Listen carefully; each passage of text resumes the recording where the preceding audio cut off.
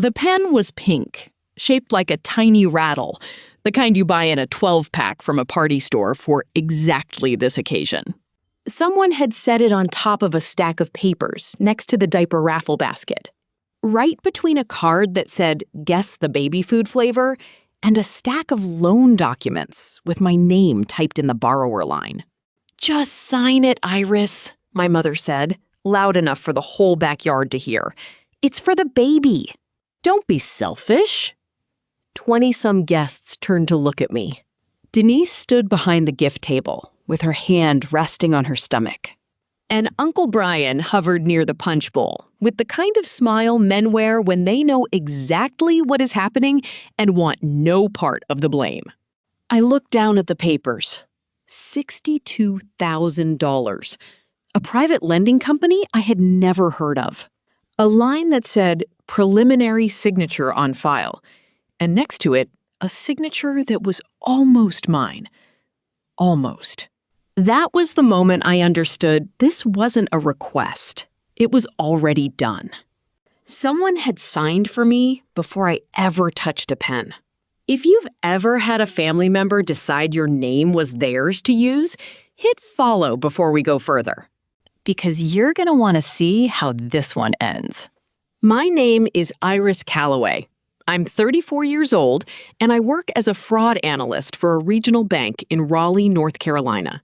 My job every single day is to look at loan applications and figure out which ones are lies. I look at signatures under magnification. I cross-reference notary logs. I flag inconsistencies that most people would never notice. A date that's one day off, a middle initial that doesn't match, a font that shifted halfway through a document because someone edited it after the fact. I've spent 11 years training myself to see what other people miss. I did not expect to use that training on my own family. But there I was, standing at a baby shower in my cousin Denise's backyard, staring at loan paperwork that had apparently been waiting for me under a diaper raffle form, and somewhere in the back of my mind, the analyst in me was already counting the red flags before my heart had even caught up to what was happening. To understand how I got to that gift table, you have to go back about 6 weeks. To the first time my mother mentioned Denise's big idea. Denise had wanted to start a nursery furniture business for years. Hand-painted cribs, custom rocking chairs, that sort of thing. She was talented, I'll give her that. She had actual customers already, people who'd seen her work on social media and wanted a piece for their own nurseries. But talent and capital are different things, and Denise had never once in her life managed capital without someone else's help. The first micro scene of what I now think of as the slow build happened over Sunday dinner at my mother's kitchen table. Under the same ceramic rooster centerpiece that's been there since I was in high school. My mother slid a folded brochure across the table toward me. A glossy flyer for a private lending group that specialized in what they called family-assisted business loans. Denise found this company, my mother said. They just need a co-signer with good credit. You have good credit, Iris. I have good credit because I don't co-sign things, I said. My mother laughed like I'd made a joke. It's not a big deal. It's basically just a formality. I didn't sign anything that night. I told her I'd think about it, which in my family is code for no, and which my mother has never once accepted as an actual answer. The second scene came about 10 days later, a phone call while I was still at my desk at the bank, reviewing an unrelated fraud case involving an elderly client whose grandson had opened 3 credit cards in her name. The irony wasn't lost on me even then.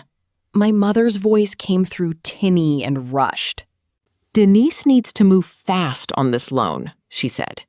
The lender said if we don't get everything in by the 15th, the rate goes up. What lender? I asked. Send me their license number. There was a pause. I don't have that information right now, Iris. Why does that even matter? That question, why does that even matter, should have been the flashing red light it was. In my line of work, when someone can't produce a license number for a lender they're pushing you to trust immediately, that's not an oversight. That's a design feature. The third object entered my life about 2 weeks before the shower, an envelope hand-delivered by Uncle Brian, who showed up at my apartment unannounced on a Tuesday evening holding a manila folder like it was a peace offering. Inside was a partially filled loan application with my name, my social security number, which I never gave anyone, and a photocopy of what looked like my driver's license, except the photo was slightly blurred. Like it had been lifted from an old family group text where I'd shared it years ago for a different reason entirely. "Where did you get my social security number?" I asked him, standing in my doorway, not inviting him in. "Paula had it from your college days," he said, like that was a reasonable explanation for anything. "For emergencies." "This isn't an emergency, Brian. This is fraud." He winced at the word like I'd slapped him. "Don't be dramatic. It's just paperwork.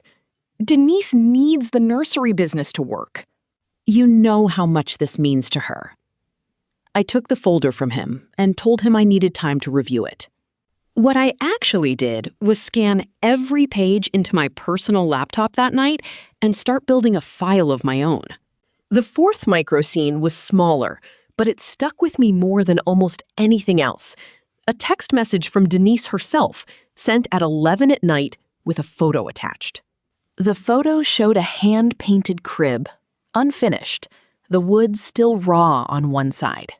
Her message read, "This could be yours too, you know. Godmother discount."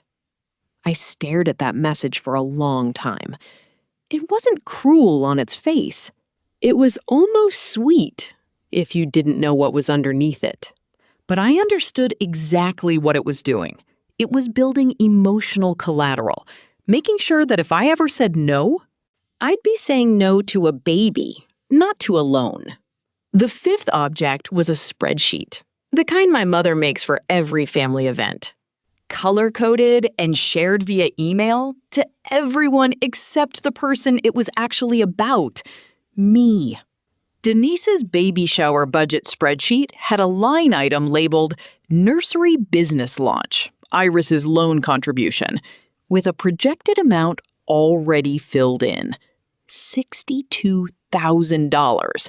Not a request, a line item.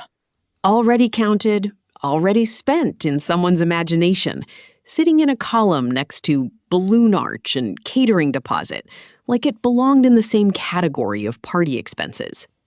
The sixth scene happened 3 days before the shower, at my mother's house again, except this time there were more people in the room.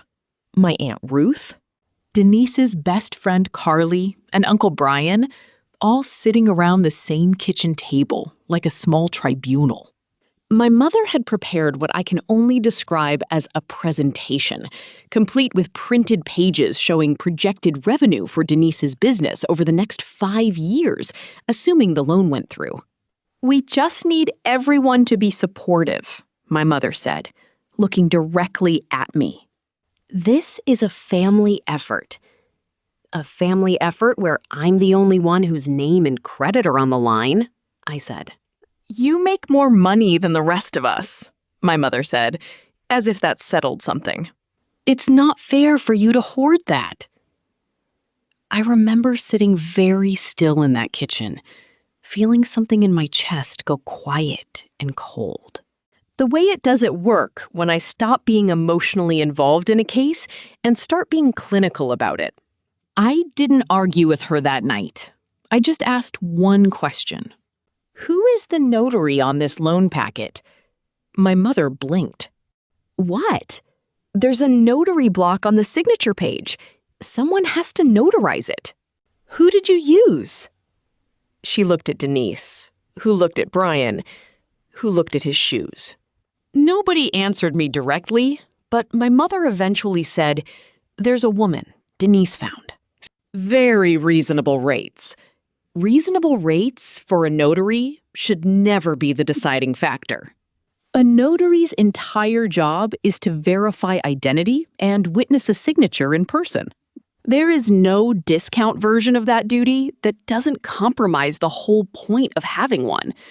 I didn't say that out loud. I just filed it away.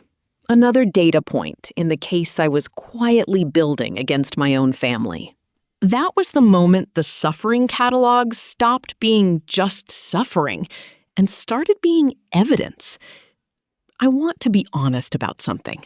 Up until that kitchen table conversation, part of me had still been hoping this was a misunderstanding, that somewhere along the way somebody had made an innocent mistake, used an old form, forgotten to ask me properly, and that if I just explained calmly enough, it would all get untangled. That hope died somewhere between the spreadsheet and the notary question. What replaced it wasn't rage. It was clarity. I stopped pleading with my mother to understand my position. I stopped trying to explain fraud liability to people who didn't want to hear it. Instead, I started doing what I do for a living. I started documenting. That night, after leaving my mother's house, I sat at my kitchen table with my laptop and a legal pad, and I made a list. The same kind of list I make when I'm building a fraud case file at work. Item 1, the loan application with my forged information. Item 2, the text message from Denise referencing the loan as already decided. Item 3, the spreadsheet with the line item. Item 4, Uncle Brian's manila folder and its blurred license photocopy. Item 5, my mother's refusal to provide a lender license number. Item 6, the mention of a notary with reasonable rates, which in my professional experience is a phrase that should set off alarms in anyone's head. I pulled my own credit report that night, the full version, not the free summary. Nothing had hit yet. No new accounts, no hard inquiries beyond the ones I recognized. That told me the loan hadn't been finalized. It was still in the packet stage, still needed my actual signature, or a notarized version of one to move forward through underwriting, which meant there was still time. Which meant the plan hinged entirely on getting me to sign, in person. Ideally somewhere public, where saying no would cost me socially more than saying yes would cost me financially. That's when I understood the choice of venue. The baby shower wasn't just a party. It was a stage, built specifically to make refusal expensive. I called my colleague Monica Bell that same night. Monica isn't just a friend from the neighborhood, though she is that too. We met 3 years ago at a community finance workshop I helped run for small business owners, and we'd stayed in touch since. Monica is a licensed notary public, has been for almost a decade, and she takes the job more seriously than most people take actual law enforcement roles. She's meticulous. She keeps a paper journal in addition to her digital records, the old-fashioned kind, with numbered lines. Because she once told me that paper doesn't get hacked and doesn't mysteriously update itself. "Iris, it's almost midnight," she said when she picked up. "I need to ask you something professional," I said. If someone claims a notarization happened, but the person named on the document never appeared before the notary, is there a way to prove that after the fact? There was a pause, and I could hear her sitting up. The way people do when a question shifts from casual to serious. "Yes," she said, "every notary is required to keep a journal.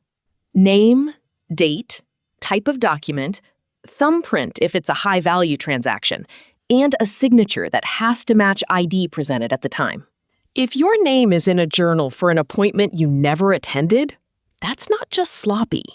That's forgery. And it puts the notary's license at risk too, which is exactly why any decent notary keeps clean records. You want to know if you're actually in someone's journal." "Exactly." "Do you know who the notary is?" "Not yet, but I think I'm about to." Monica offered to help me however she could. professionally and personally. And she meant it in a way that felt different from the vague support I'd been getting from everyone else in my life. She didn't tell me to keep the peace. She didn't tell me to just sign it and sort it out later. The way my coworker Denny had suggested when I mentioned the situation in passing at the office, half joking, half testing the waters to see how people would react.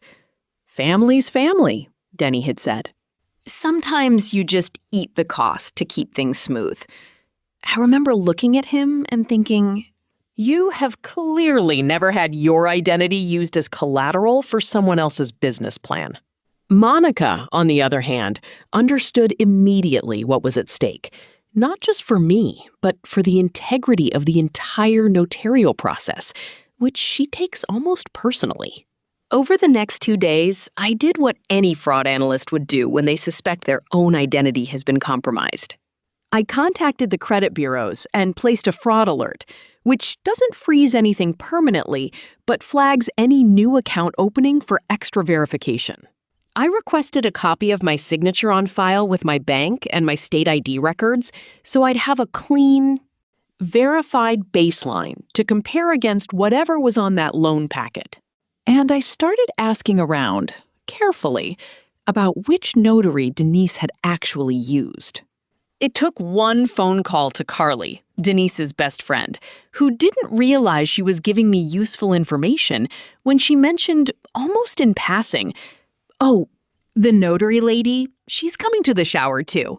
I think Denise wants to get everything signed there so it's less of a hassle. Less of a hassle. That phrase told me everything. They weren't planning to get my honest signature at a private, low-pressure moment. They were planning to get it in front of an audience, banking on the fact that I wouldn't want to make a scene. I called the notary's office directly, using the business name Carly had mentioned. When I asked to confirm an appointment under my name, Iris Calloway, for a loan document notarization, the receptionist put me on hold and came back with a strange tone in her voice. I do see an appointment logged for an Iris Calloway, she said, but it says it was already completed 2 weeks ago. My stomach dropped, but my voice stayed level. That's a skill you develop in fraud work, the ability to keep your voice flat while your insides are anything but. I was never at that appointment, I said. Can you tell me who the notary was? Monica Bell, the woman said. I actually laughed out loud, alone in my apartment. Because, of course, the family, in their rush to find someone convenient and cheap, had stumbled onto the one notary in the county who happened to be a personal friend of mine. A woman who kept records so clean you could eat off them. Whoever set this up either didn't do their homework or didn't think it would matter who the notary was because they assumed I'd never check. I called Monica back immediately. Did you notarize a loan document for me 2 weeks ago? I asked. No, she said, without hesitation. I would remember that. I haven't seen you professionally in months. Why? I explained what the receptionist had told me, and Monica went quiet for a moment. Someone used my name for that entry, or there's a serious clerical error, and either way, I need to look at my journal tonight, she said. If someone forged an entry under my notarization, that's a crime against my license too, Iris. I take that seriously. She called me back 40 minutes later. I found the entry, she said. It's not in my handwriting. The date? The document type? Your name? It's there, but I never wrote that. Someone accessed my appointment book, which I keep at the office where Denise's friend Carly used to intern before she left for her current job. I think I know exactly how this happened. That single phone call turned my suspicion into something with a paper trail, something I could actually act on. And it also meant Monica was now personally invested in exposing the truth, not out of loyalty to me, but because her professional integrity had been compromised without her knowledge or consent. If you're the kind of person who reads every line before you sign anything, drop a comment and tell me the moment you learned to do that. I'd bet it wasn't a pleasant one. The night before the baby shower, I sat with the full picture laid out on my kitchen table, like evidence photos in an investigation file. The original loan packet with the forged preliminary signature. The spreadsheet with my name attached to a dollar amount I never agreed to. The falsified notary journal entry. The blurred photocopy of my ID that Uncle Brian had delivered like a gift. 6 separate pieces. 6 separate moments where someone had decided my identity was a resource to be spent, rather than a person to be asked. I thought about not going to the shower at all. It would have been easier in some ways to simply refuse to show up, to let my absence speak for itself. But I knew my family. If I wasn't there, they'd finalize something in my name anyway and present it to me afterward as already done. The same way they'd tried to present the notary appointment as already completed. I needed to be there. I needed to be the one holding the proof when the moment came. I called Monica one more time that night. "I have a strange request," I said. "Would you be willing to come to my cousin's baby shower tomorrow? Not as my friend, as a notary." She didn't even hesitate. "Send me the address." The morning of the shower, I dressed carefully, the way I do for depositions and internal review meetings at work. Nothing flashy. Nothing that could be read as aggressive. Just clean and composed. I put the folder of evidence in my bag, along with my verified signature comparison sheet from the bank and a printed copy of the fraud alert confirmation. I felt less like I was going to a party and more like I was walking into a hearing. Denise's backyard was decorated in soft yellows and greens, gender neutral, because she and her husband wanted to be surprised. There were balloon arches, a table of tiny onesies pinned to a clothesline for guests to decorate, and near the gift table, the diaper raffle basket with its cheerful pink and blue tickets. It was, on its surface, exactly the kind of event where nobody expects a confrontation. My mother greeted me at the entrance with a tight hug and an expression that told me she already knew today was the day the loan needed to be finalized. "Denise is so glad you're here," she said. This means everything to her. I smiled and said nothing, because I had learned by then that anything I said in that moment would be used later as evidence of my attitude, rather than engaged with as an actual response. For the first hour, I mingled the way you're supposed to at these things. I complimented the cake, a soft mint green sheet cake with a fondant stork on top. I played the diaper raffle, wrote my guess for the baby food flavor contest, sweet potato, correctly, though nobody remembers that detail because of what came after. I watched Denise open gifts, watched her face light up over a hand-me-down rocking chair from Aunt Ruth.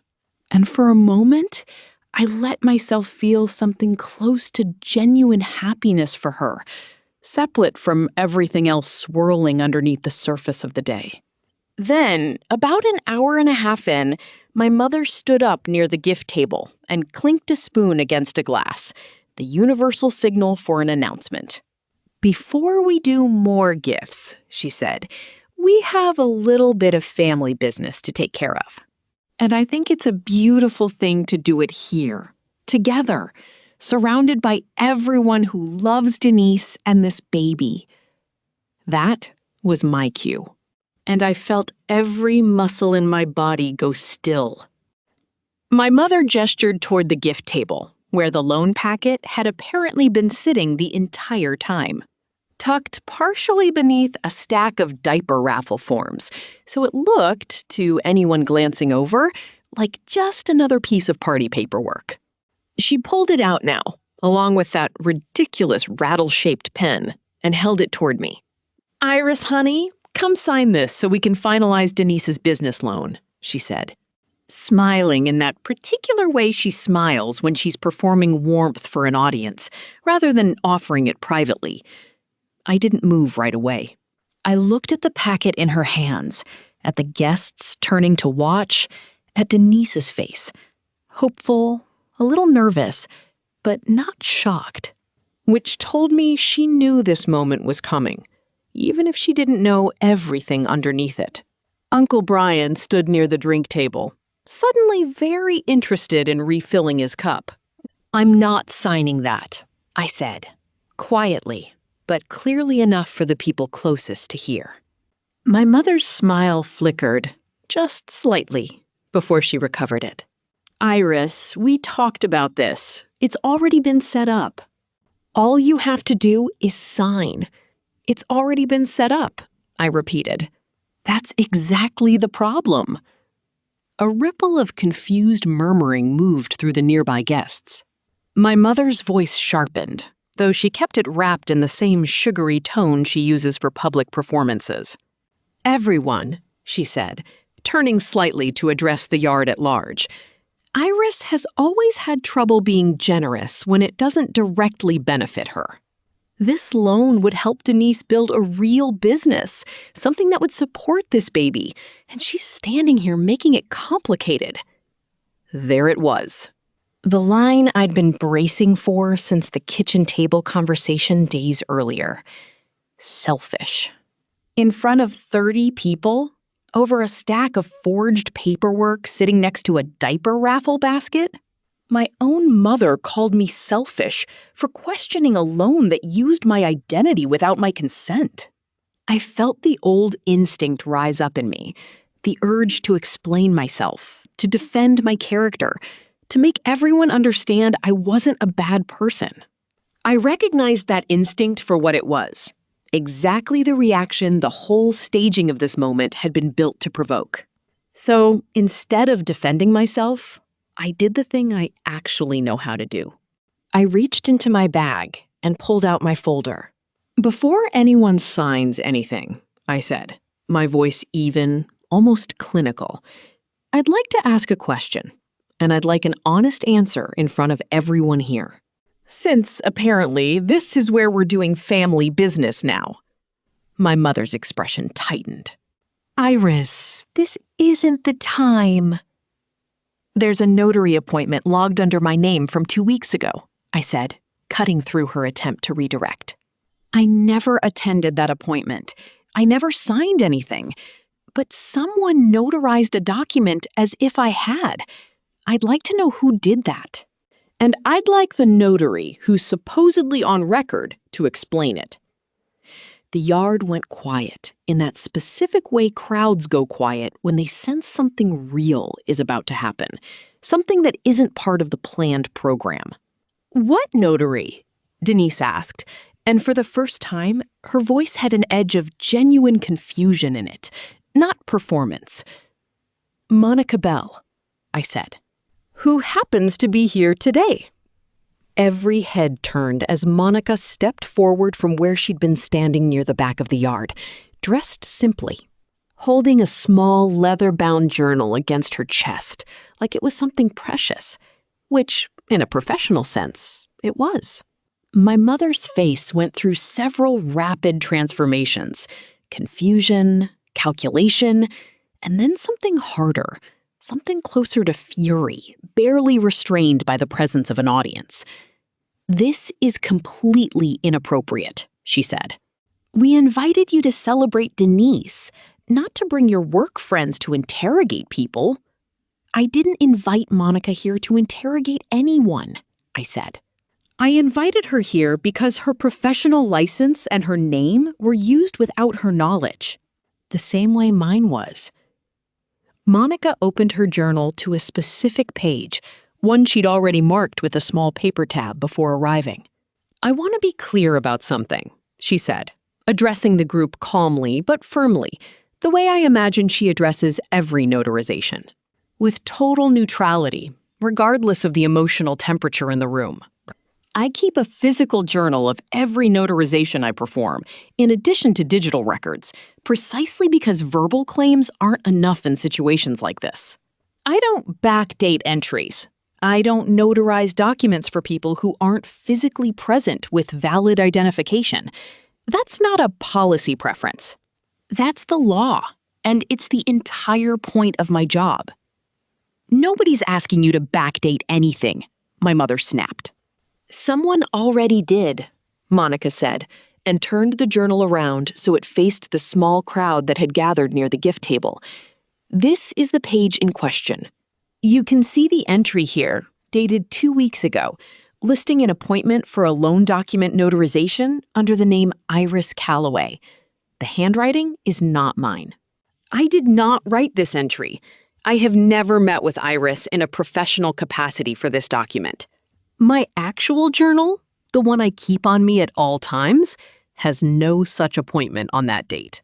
What exists in that lending company's file is a fabricated record.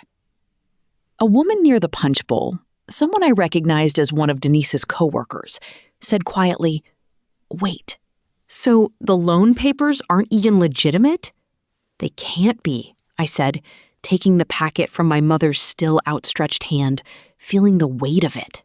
Thinner than it should have felt, given how much damage it was designed to cause. I opened it to the signature page and held it up. This is supposedly my preliminary signature. I have my verified signature on file from my bank and my state ID. I pulled out the comparison sheet I'd prepared, printed clean and professional. The kind of document I create dozens of times a year for actual fraud cases at work. Except this time, the subject line had my own name on it. Look at the letter I in Iris. Look at how it's formed here versus here. The pressure points are different. The slant is different. This isn't a close forgery. It's not even a good one. I held the two documents side by side so anyone close enough could see for themselves. And I watched something shift in the faces around me. Not everyone, not immediately, but enough people. The ones who hadn't been fully looped into whatever plan Paula and Brian had cooked up started looking at each other with the particular discomfort of people realizing they'd been asked to witness something they didn't understand the full shape of. My mother tried one more angle. Even if there was some kind of mix-up with the notary, she said, the loan itself is meant to help Denise. Why does it matter exactly how the paperwork got put together? If the end result helps this family? Because the end result is that I would be legally responsible for $62,000 I never agreed to borrow, I said. Based on a forged signature, a falsified notarization, and my social security number that was taken from an old family group text without my permission. In my job, Mom, this isn't a gray area. This is exactly what I spend every single day identifying and stopping when it happens to strangers. I'm not going to let it happen to me because it's happening at a baby shower instead of in a bank lobby. Uncle Brian, who had been quietly edging toward the side gate throughout this entire exchange, finally spoke, his voice smaller than I'd ever heard it. "I just delivered the folder," he said. "I didn't know about the notary part." "I swear, Iris, I didn't know that part." "Who did?" I asked, looking directly at Denise now, because I needed to know. Not for the drama of it, but because I genuinely needed to understand how deep this went before I decided what to do next. Denise's hand went to her stomach again, an unconscious gesture I think she made when she was overwhelmed. And her eyes filled with tears that I couldn't immediately tell were genuine or strategic. "I knew we needed a cosigner," she said. "I knew Mom and Uncle Brian were handling the paperwork side. I didn't ask exactly how they were getting your signature. I told myself it was fine because I figured you'd say yes eventually anyway. And I just didn't want to deal with the in-between part where you said no first." Her voice cracked. "I knew part of it, Iris, not all of it. But I knew it wasn't clean. That admission, quiet and shaky as it was, mattered more to me in that moment than any of my mother's louder performances. Because it was the first honest thing anyone in my family had said to me since this whole scheme began. If you've ever had to be the one who finally says the uncomfortable true thing out loud in front of your whole family, tell me in the comments how that moment felt for you. I think a lot of us carry that same exact memory. My mother wasn't finished, though. Cornered, she pivoted the way people do when facts stop working in their favor and emotion is the only tool left. "You've always thought you were better than us," she said, her voice rising now, no longer performing warmth for the crowd, but genuine anger. "You get your fancy bank job, and suddenly you think you're too good to help your own family. This baby is going to grow up, and you're going to tell this story like you're some kind of hero. When really, you just couldn't stand the idea of your money going to someone else for once." Several guests shifted uncomfortably, and I noticed a few actively looking away, the particular embarrassment of watching a public argument you never wanted a front row seat to. But I didn't flinch, because by then, I wasn't standing there as Paula's daughter anymore. I was standing there as someone who had documented every step of exactly what had been done to her. And documentation has a way of making you steady in ways that emotion never quite manages. "This has nothing to do with money going to someone else," I said. "I would have considered helping Denise if anyone had actually asked me, honestly, with real numbers and a real conversation. What happened instead is that my identity was used without my knowledge, my signature was forged, and a notary's professional record was falsified to make it look legitimate. That's not family helping family. That's fraud, and I'd call it that no matter whose name was on the borrower line. So, what? You're going to call the police on your own mother?" she demanded. And I heard the manipulation in the framing, even as she said it. The attempt to make the story about betrayal, rather than about what had actually been done. "I'm not calling the police right now," I said. "I'm calling my bank's fraud department, because that's the appropriate channel for what happened, and I'm reporting the falsified notary record to the licensing board. Because that's what protects other people from this happening to them. What happens after that depends on what the lending company decides to do once they realize their paperwork is built on a forged foundation." I turned to Monica. "Can you help me document this properly? For your own protection, as well as mine?" She nodded, already pulling a small notebook from her bag, separate from her journal. "I'll write a formal statement about the falsified entry today, while it's fresh, and I'll file a report with the State Notary Commission this week. I take my license seriously, Iris. Whoever did this used my name too, and I won't let that stand unaddressed." The party did not recover after that. Guests began quietly gathering their things. The particular exodus that happens after people realize the celebration they came for has turned into something else entirely. Denise sat down heavily in a folding chair near the gift table, one hand still on her stomach, watching the unraveling of a day that was supposed to be about her baby and had instead become about everything her family had been willing to do behind the scenes to fund a dream she hadn't built honestly. I felt for her, genuinely, even as I understood she bore some responsibility for what happened. My mother didn't apologize. She stood near the gift table with her arms crossed, watching people leave, occasionally glancing at me with an expression that mixed anger and something that might have been the beginning of shame, though she would never have named it that way out loud. "You've humiliated this family," she finally said. Quieter now that most of the guests had gone, the yard emptied down to just us. Me, my mother, Denise, Uncle Brian, and Monica, who was finishing her notes near the drink table. "No," I said. "The forged signature humiliated this family. The falsified notary journal humiliated this family."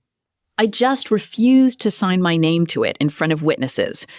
I picked up the loan packet from where it sat on the gift table, next to the diaper raffle basket that nobody had drawn from because the event had ended before we got to that part of the program. I placed the rattle-shaped pen across the top of the closed folder, unsigned, exactly as it had been before anyone tried to force my hand. "I'm not signing this," I said, to no one in particular and everyone at once. Not today, not later, not once the lender realizes what happened and comes asking me directly. This loan is dead. Denise, if you want to build your business honestly, with real numbers and real conversations, you know where to find me. But it won't happen like this. I left the pen where it was, resting there on the folder, and I walked to my car with Monica beside me, both of us quiet until we reached the driveway. "Thank you," I told her, "for coming, for being exactly who you are about this. I keep clean records because someday exactly this kind of moment happens," she said. I'm glad I could help make sure it landed the right way. The days that followed were quieter than I expected. In the way that aftermaths often are, once the loud part is over, I filed a formal fraud alert with my bank's internal security team the following Monday, documenting the forged signature, the falsified notary entry, and the improper use of my social security number. Because I work in the field, I knew exactly which forms to file and which language to use to make sure it was taken seriously immediately, rather than sitting in a queue for weeks. The lending company, once contacted, moved quickly to withdraw the loan application entirely once they understood a licensed notary was disputing the authenticity of their file. Whatever line of credit my family had been hoping to secure using my name evaporated within days, replaced instead by a formal inquiry into how the packet had been assembled in the first place, an inquiry I understand is still technically open. Though I've kept my distance from its progress since filing my own report.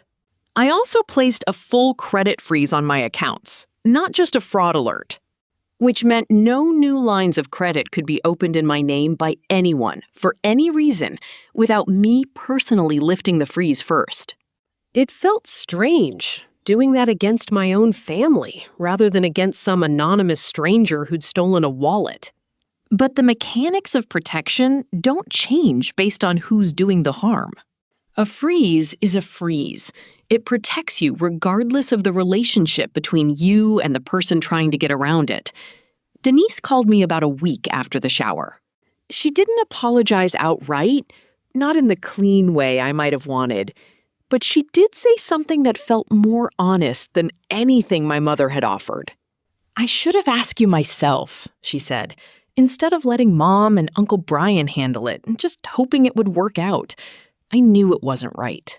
And I let it happen anyway, because I wanted the business more than I wanted to do it the right way." I told her I appreciated her saying that. And I meant it, even though it didn't undo what had happened. I also told her that if she wanted an honest conversation about her business plan sometime, without any paperwork already filled out in advance, I'd be willing to have it. We haven't had that conversation yet. I don't know if we will. But the door isn't closed the way it is with my mother. My mother, for her part, has not called.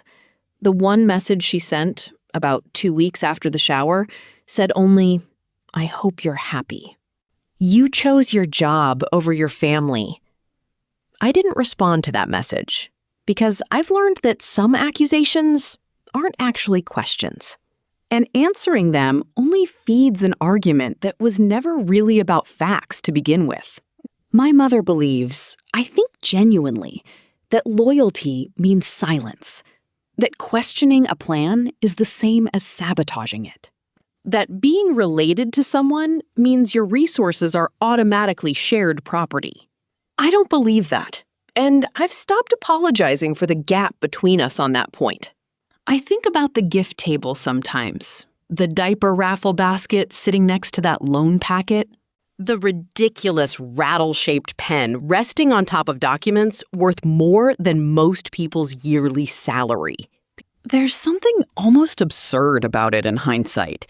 The way something so serious was staged inside something so deliberately soft and celebratory.